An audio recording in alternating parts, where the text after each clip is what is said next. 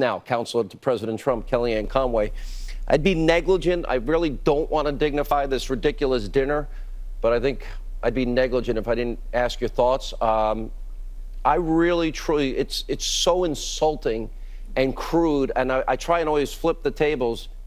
If this was a conservative comedian saying this about any liberal woman, what would the result be?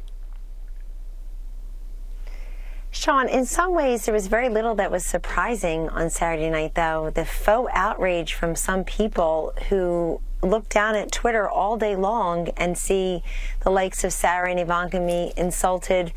This just happened right in front of them where they were all gussied up so they couldn't deny it. I mean, in some ways, it was just another day at the office. They know that we're insulted handily, but it doesn't make some people any less miserable or us any less powerful and dutiful to the jobs that we have on the behalf of the country that we love. I actually think both events Saturday night really helped President Trump. Yeah. First, he got to go to Michigan and he was in Washington, Michigan, touting the economic progress, the security, the historic nature of what's going on in Korea. And then the event here in Washington helped him as well because it fed right into all of the cynicism, the skepticism that a lot of Americans have about the mainstream media writ large. They have a 14% approval rating. Let me say something. Yeah. I spent tonight trying to find out how much Michelle Wolf was paid, and nobody will give me a straight answer. And I called 3 people who were on the dais who actually picked up the phone. And no one will give me an answer. 2 said they had no idea. There aren't any kinds of meetings like that, no expenditures. I'd like to know about anchors and reporters' financial holdings, too, considering everyone cares about mine. Well, hold on. The reason I say this is we're told this is a scholarship dinner. And, yes, you should pay for your entertainment. But I feel really badly for those students. The president, the vice president met them at the White House. They took pictures with them the other day.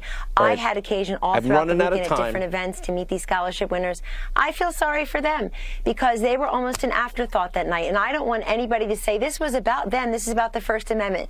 When the president of the White House Correspondents Association stood up and said, an attack on one journalist is an attack on all journalists. Well, folks, think about this. Is an attack on one woman or 2 women an attack on all women? I'm glad I didn't interrupt you. That's a powerful line. North Korea, history in the making. Nobody saw it coming. Yes, it is. Iran's intelligence. Yeah. President Trump was right. The unprecedented alliance, Israel, United States, the Saudis, Jordanians, Egyptians, the Emirates. It's unbelievable what peace through strength can do when we have about a minute. That's right. It's incredible, Sean, and it is certainly owing to President Trump's leadership and his vision, and also his patience.